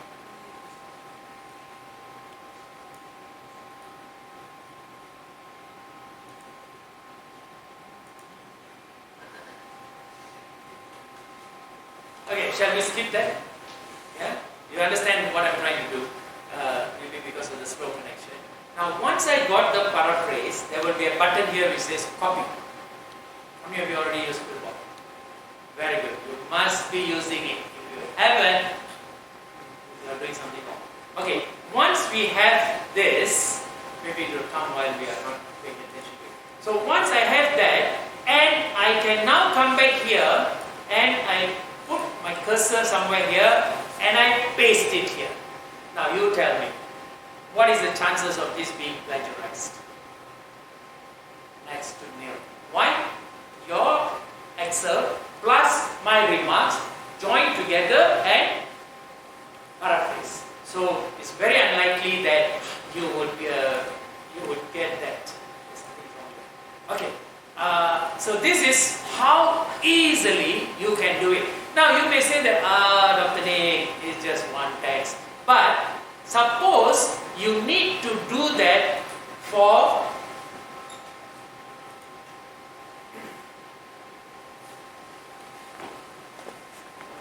kind of slow.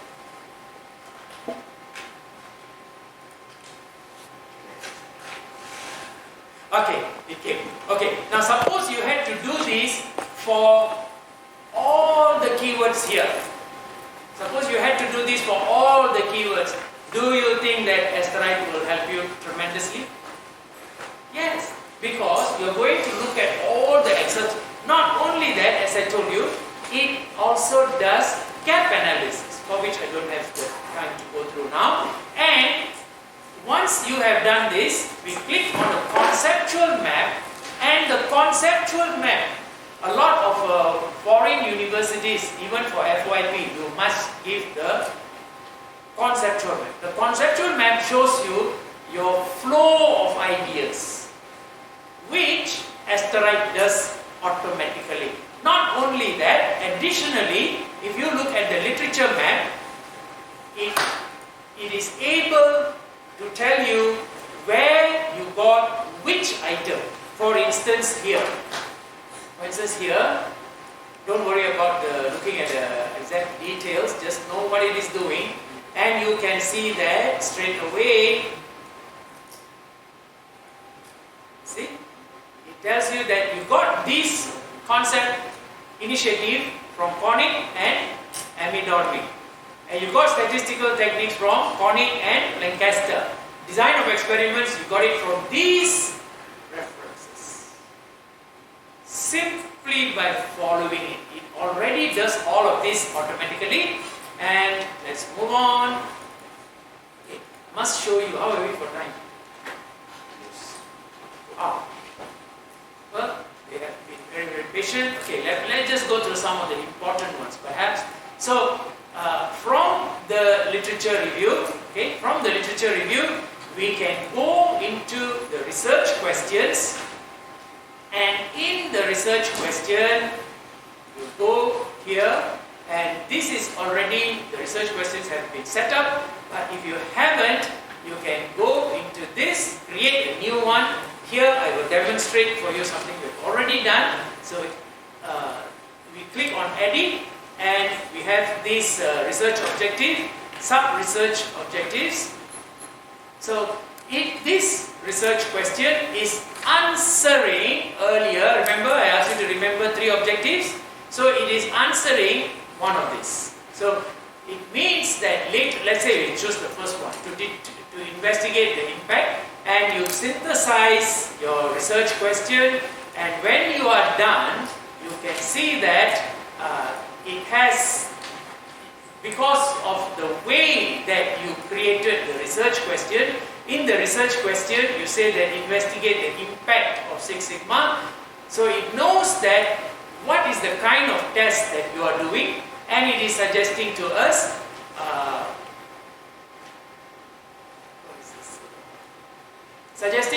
a kind of t-test, comparative sample mean, comparing a sample mean to a hypothetical value in this case. So it identifies that, and it tells you that this is a diagrammatic representation of what you're trying to do, and what is the test method. Close your eyes.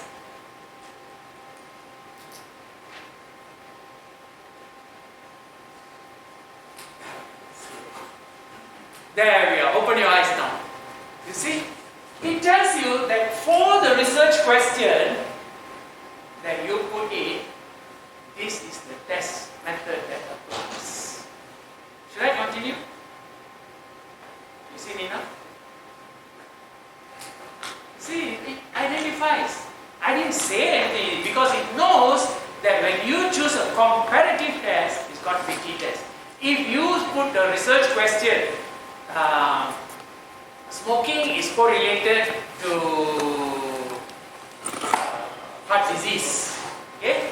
When it sees the word correlated in your research question, it will pull up the test method for correlation, and so on for any kind of test that you want. And it also helps you to synthesize the research question. Since you say that I'm comparing A before and after, so what should the research question be? It must be something that says after treatment is better or worse than before treatment. So it gives you the syntax. It gives you the syntax. You can edit the syntax and create your research question. Has anyone helped you that far? Maybe one or somebody maybe, but generally no. But with Asterite, it creates the research question and the hypothesis correctly. You are doing a one-sided test, two-sided test. Have you come across that? All these mind-boggling things. One-sided, then you have to say that A is greater than B. Alternate hypothesis is less than or equal to B. If it is two-sided, then it is going to be less than or greater than, and this one has got to be the other side, less than or equal to a 0, and less than or greater. And if you want to test for larger, you actually must test whether it's got smaller. If you want to test if it is smaller, you've got to test whether it's got larger. 99, what is now, how much? 6 sigma. What was that? 99.9997. They won't get it right. They won't get it right. Statisticians also cannot get it right. But with asteroid, automatic picture. By way of saying, I want a two-sided test, it knows what should be done. Okay. And you can put in your research aims. Okay, put your research aims, your research objective, and then you say that what sampling plan should I use? Some don't even put a sampling plan. Why? Don't know. This is another monument to climb. So they say, okay. But in asteroid, you can simply choose your sampling plan. You want probability sampling plan, non-probability sampling plan, and you want a quota sampling. There we are. And it gives you the explanation. So it gives you the explanation of what is the sampling. Okay. 5 more minutes? Okay. So, right, so there we are. I think you got the idea, and from there you can do all the tests. Let's say again, for simplicity, we will just show a very simple test. If you are doing a t-test, you can put in your data here, and when you do the analysis, okay, you must see the data. Here's the data. Now, since this is a one sample test, so here is the data which you can actually import from Excel, and here we have the t-test. Did I put any programming? Did I put anything like A must be greater than B, B must be equal to C? Nothing. Asteroid knows. How it knows? From your research question. What did you say there? After treatment must be less than before treatment. So you know, okay, this is what you want, right? Okay, give me your data, I do it.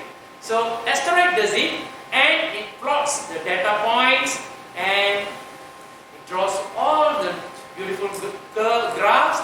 You can simply right click and copy this image and paste into your project. It tells you the equations, and it tells you this test statistic is significant at 0.05. Enough statistical evidence that the true mean is less than 21.50. Does it ring a bell that you have been struggling over this sometime somewhere? Yes, no? Give me a big nod. Those of you who have. Yeah, if you haven't, chances are you're missing something. It's not analytical. You have to be analytical. Okay. Finally, where? I'm getting so excited. Okay. My time. You can also do sample size. You can do a t-test, correlation, multiple regression, a lot of those things. And when you have done all of these tests, look what asteroid does for you. When you go to the research findings and click on research findings, because all your research is inside this project, and asteroids goes through your research question 1, research question 2, research question 3, and so on. And look, it tells you very nicely what happened. Okay? Cycle time lesser than co-preservation, MAVA maternity. Okay? And the language is not, can be reworded.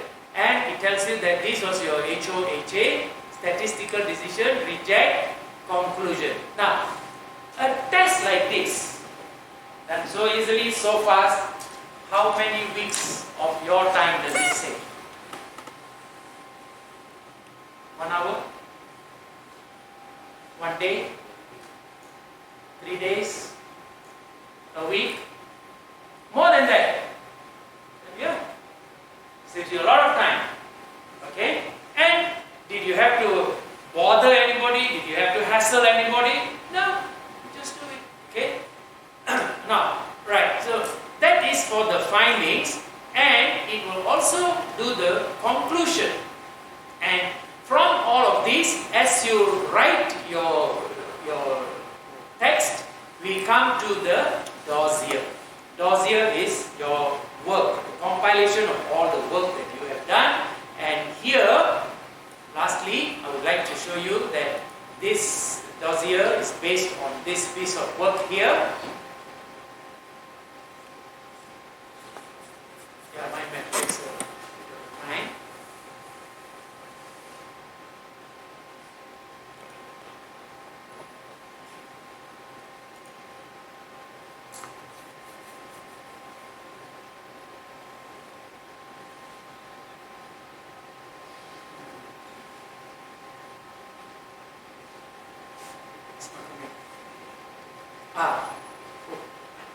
Well, this is a complex project.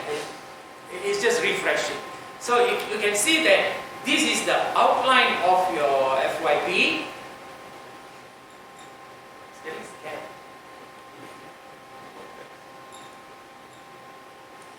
Actually, it's doing a refresh.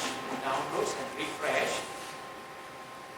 And okay, while we wait for that, hope I can click this dossier editor. Okay, I got the dossier editor. Right?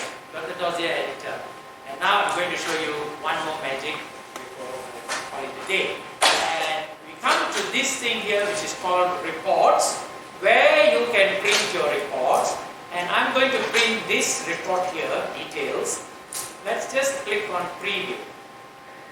And while it is doing, I would like to say that, summarize the whole thing, that no software can do everything for you. But Asperite certainly goes a long way to speeding up, makes things a lot easier, faster and better. And like I just saw here, oh, it's asking to save somewhere. Where do I save it? A different computer. Okay, let me. Normally, if you set this to always open, it will open. So let's see if we can open this Word document.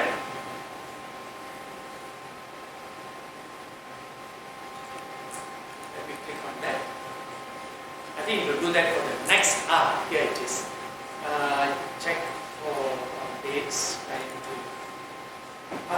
Shouldn't have clicked that. How was that? Go direct. No, I don't want this message. Oh, here we go. Okay, and we will hide this. And guys, this is. You see? Wait.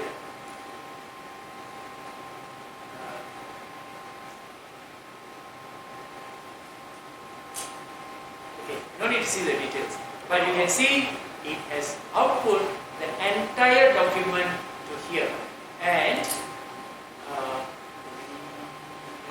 view, navigation pane.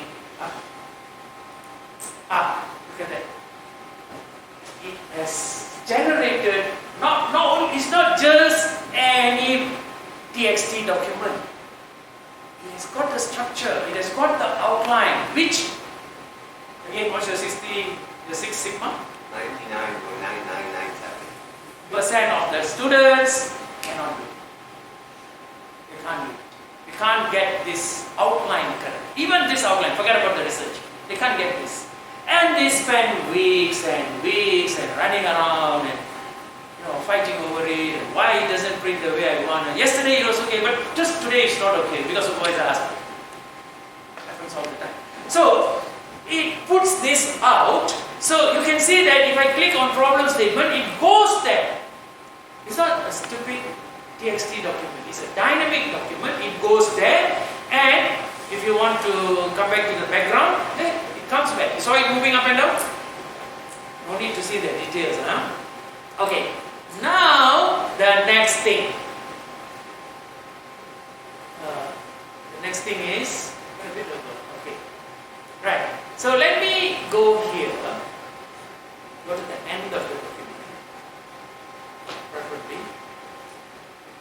I go to the end of the document.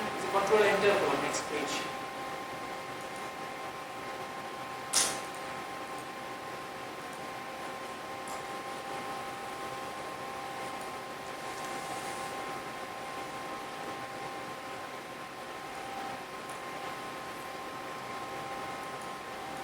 Need to come out here. Okay, I think it's correct then. Now, references, table of contents. Guys, let your heart pump a bit. Feel what's going to happen next. Okay? Are you doing that? Are you waiting for something? Look. Which one do you want? Shall I choose the first one? Yes, no? Yes. Do I have to explain anything more to you? As a table of contents. I have seen, once again, what's the 6 sigma? 99% of the time, students cut and paste, copy paste the sections and type in the pages. Submit to supervisor. Supervisor say, I need to see your work. Okay. Sir, done. Okay. Alan, this section 2.3.4 must come at 1.5.2. How do you feel? My goodness. What is this supervisor trying to tell me? Is that how you feel? Say, oh yeah, how? If I move it up, diagram must renumber, paragraph must renumber, TOC must update. Okay? Figures must be updated. Or your supervisor says, no, this diagram no need, take it out. All the diagrams have to be renumbered. Correct? With asteroid. Yeah, okay. You can do it on the spot. Oh, you want to move this up. So if you want to move something up, what do? We simply go and say, let's say you want a conclusion to be ahead of the findings, which is a bit ridiculous, but for demonstration purpose, you simply grab this. How do I do that? Yeah, probably. How do I move this? How do I move this? Yes. I thought it's click and. Let me try. Let's say this one. It's not. Normally, well, let me just try it another way. Control X. It's a different. But you could have just as well. Yes, drag and drop. No, it's not. It's not working. It's not okay. Well, actually on the left you could have done that, but then again you could have also do it here, and you need to cut this and maybe put it somewhere here, and it should renumber itself. Okay, so I think I've demonstrated the key points, and now I'm open to Q&A. What would you like to know? How this FYP, how you can write a better FYP. As I said before, just now when we started, however good you are, you can be better. Biggest room in the world, room for improvement. Okay, so this is some of the basic features. And remember, guys, how many minutes you gave me? 1 hour? Yeah. That's rushing through your full FYP in an hour. So many details, but I think I managed to cover most of the key features. Some other point you will be able to demonstrate the translator, voice typing, and so on. All of which helps you not only to write your FYP, but also it is the #1 antidote for plagiarism. But when you take the excerpt, put your remarks, you paraphrase it, it's not going to be anything like what anybody else has written before, because the remark is yours. Okay. Next, who's the first question? Yes. Sir, if you want to paraphrase an equation, how do you do that? Sorry? If you want to paraphrase the equation, At the moment, equation we have to use Microsoft equation or word equation, something like that. Equations for equations. But you can simple equations you can use the asteroid. But for complex equations, you have to use something that does equations better. Student to participate in this and complete the final year project. And as I said, we have a subscription, but it is not a very big amount. It's going to be very small. It's affordable. We don't want it to be, put a lot of financial constraint on you all. This is our idea, okay? But the thing is, you get back to us, then we will guide you through. All right?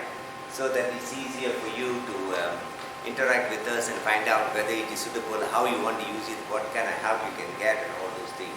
Here is just like a preview. We are giving you some kind of, we are trying to show you what we have and how you can benefit from that. Right? So this basically we just want to guide the students and make sure they complete it and on time, in full. This is what we are looking at the moment. Okay? Guidance is in two ways. One, software. Two, we help you to look Yeah, at there are what two you're things. doing, how you have performed, and what are the things, what are the fixes you need in your submission. Yeah? Okay, any questions you have? If you dial that number, perhaps we will create a WhatsApp group. If you dial that number, and I will include you into a WhatsApp group, then we can communicate better. The other thing, as I said for just now, because of the industries are looking for immediate employment. If you have any friends or anybody wants to go for this job, they already asked us to come immediately.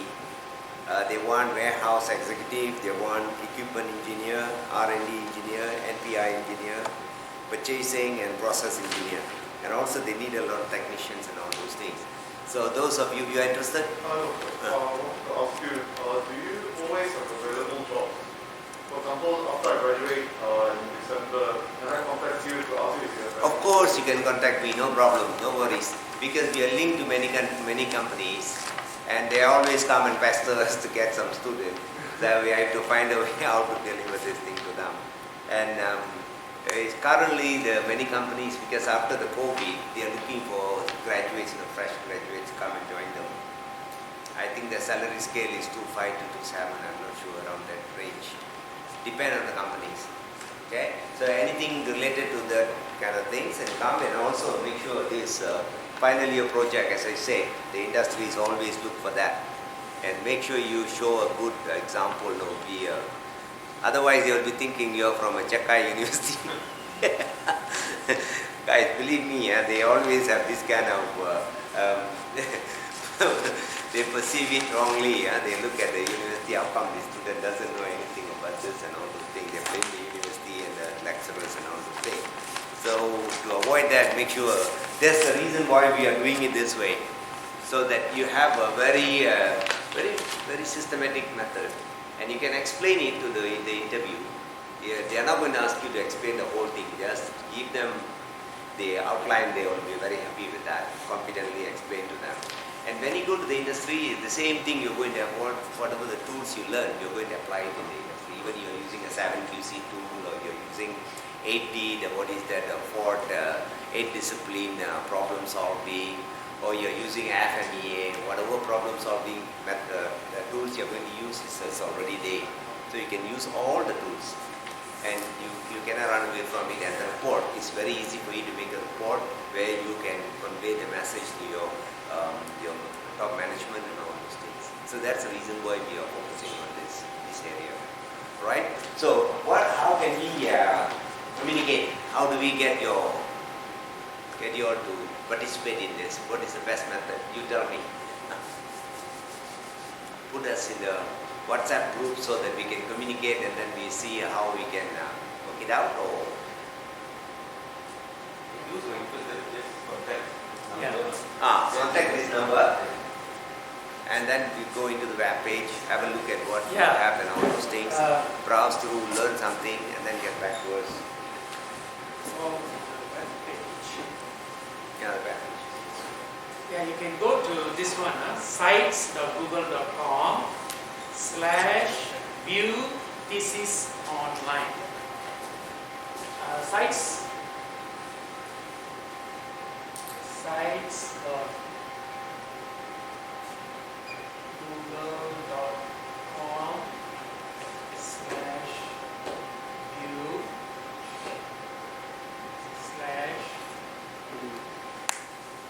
thesis online.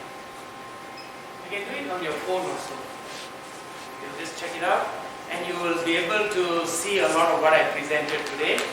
Yeah, these sites, correction, sites. Yeah, sites, TES.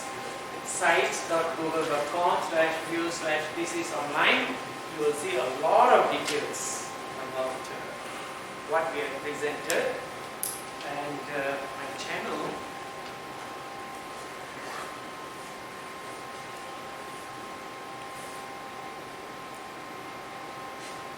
that keeps changing. It's a playlist.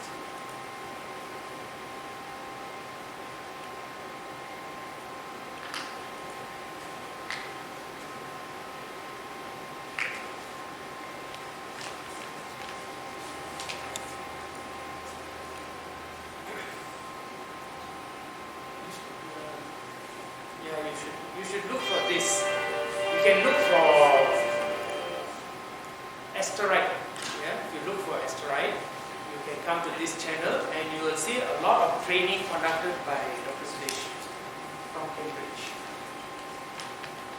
Okay guys, the last thing I want to give you something. Those Malaysians, for only for this, I'm sorry about the others, for Malaysians, those of you complete your degree and then you're waiting for interview or looking for a job, there's another option.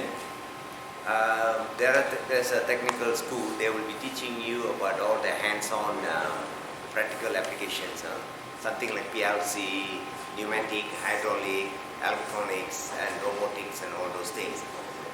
It's free, and then they give you accommodation, place to stay, transport, food will be given, and they give you 300 ringgit allowance for you for your pocket money. Right? So if those of you are interested, please give me your name, your contact me, so that I can arrange for all those things. And then they will find a job for you, but it is in the Little Sembilan. This is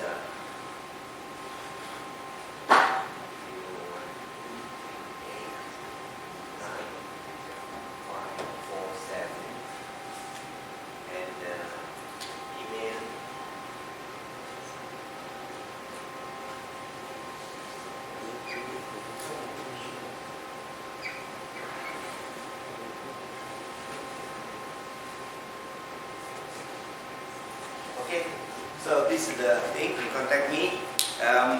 If you have any friends there, you just can refer to me. I will just arrange for all those things. Okay, this is free, it's free. So it's by the government project. They're giving you free because they found the student yesterday. The Menteri Besar came to NSLTC in Sula, and they were explaining about the hands-on. I mean, like the confident level, because they learn about pneumatic, but then really when they see the solenoid, they see the compressor and all those things, they're like filter and all those stuff become a bit uncomfortable. And that's the reason why. Another thing is PLC. We teaching, I don't know what you all learn in your universities, but we are teaching Omron, Siemens, Siemens and Omron.